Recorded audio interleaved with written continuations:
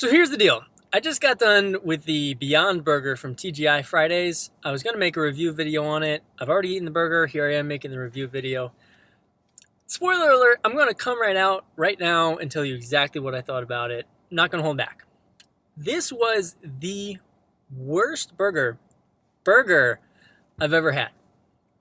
Pretty much hands down. So I've never had a burger, hamburger, cheeseburger, veggie burger that was so bad that I actually said to myself, I don't want to finish this. That's never happened to me. That happened with the Beyond Burger from TGI Fridays. So here's the deal. It was just really bad. It didn't taste like meat. It didn't look like meat. It didn't smell like meat. It didn't feel like meat. But that's just sort of a rant. Let's try to, step by step our way through this and come to a firm conclusion on why exactly the Beyond Burger, at least from TGI Fridays, is just really a bad product. So right out of the gate, comparing to the Impossible Whopper from Burger King, the Beyond Burger from TGI Fridays was approximately 3 to 4 times as thick. Not only as thick as the Impossible Whopper, but this thing was just fucking huge. We're talking this patty. If that was the Impossible Burger from Burger King, then this was maybe somewhere around there. I mean, honestly, just like, it was huge, it was weird. So here's one thought about the Beyond Burger as compared to the Impossible Whopper from Burger King. The Impossible Whopper was a cohesive experience as a whole sandwich, and the patty itself was cohesive. So 2 levels of cohesion there. The patty, the Impossible Whopper, tasted really good, and it was a unified experience. And coupled with the rest of the Whopper from Burger King, it all worked. It worked well, and it tasted good. But the 2 problems here with the Beyond Burger is the patty itself isn't cohesive as an entity. The texture of it is, it's not as cohesive. It's kind of broken up. It almost feels like these are materials that aren't meant to be together, but someone in a lab was like, you know what, we're going to put these materials together and we're just going to make it work. And they took these things and they just smashed it into a burger, and it's just kind of holding on for dear life, but it doesn't want to be there. That's what this feels like. The texture is just weird. It's not cohesive. The flavors are not cohesive. I couldn't really describe the flavors other than to compare it to Spam. Spam is a product which is supposed to be a meat product, but it's weird because it's not meat. It doesn't taste like meat. It doesn't feel like meat. So it's this really weird uncanny valley of, it's supposed to be a meat product, but your brain is telling you this is not meat. And in terms of the whole sandwich, one positive thing I would say is that the cheese was good. It was melted well. But the toppings with the bun and the patty, it just didn't work. It didn't feel like it was all meant to be together.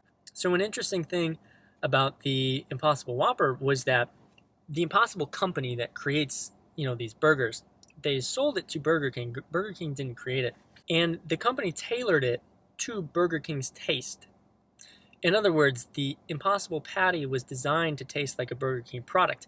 Now, the interesting thing about what I've just had is that it doesn't feel like any of the same care and consideration went into crafting this Beyond Burger. It just kind of feels like something that was, pumped out of a factory, plopped onto a patty. Some executive at TGI Friday said, hey, we should do, there's an imitation meat product on the market. We should go try it out. We should add it to our menu. And there wasn't a whole lot of care and consideration after that. It was just kind of, hey, this is something we ought to try. And they did it, and it didn't really work out. I couldn't feel any of that care coming through. So those were some pretty fast thoughts. I'm going to try to, slow it down, give a sort of a summary here, and sort of wrap this up and bring it to a conclusion. So when you think about the burger experience, what you were expecting from a high-quality burger, a high-quality meat burger, you want the presentation to be good. When you look at it, you want to know before you ever bite into it, this is going to be a really good experience. And there's a lot of burgers like that I've had. And where this product failed was that when I first looked at it, the size of the patty was thicker than anything I've ever seen. The appearance of the texture of it was unlike anything I've ever seen, and not in a good way. So before I ever bit into it, I said to myself, this looks weird. I don't know if this is going to be a good experience. So it failed before I ever took a bite out of it. But I didn't judge it until I started eating it fully. And as I continued to eat it, it just continued to fail to actually provide a high quality experience. And it actually failed to provide even a moderate to low quality experience of believing this was meat. It's not as good as a veggie burger, because a veggie burger, you know, it's vegetables, it has a distinct flavor from meat. And if you like veggie burgers, you can be okay with that and you can enjoy it. But this is not supposed to be a veggie burger. It's supposed to taste like meat, but it fails.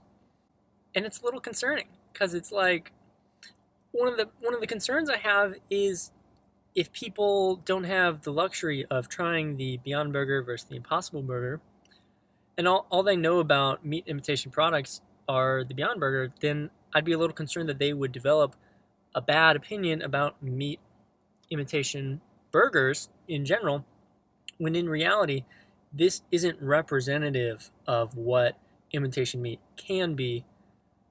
It gets a whole lot better than this. I would recommend going out and trying the Impossible Whopper from Burger King and saying that is an example of what meat imitation could be. And I think it can be even better than that. But that's definitely a starting point. This is definitely a low point. Wouldn't recommend trying it other than just for curiosity's sake if you have the opportunity. But beyond that, I would not recommend the Beyond Burger.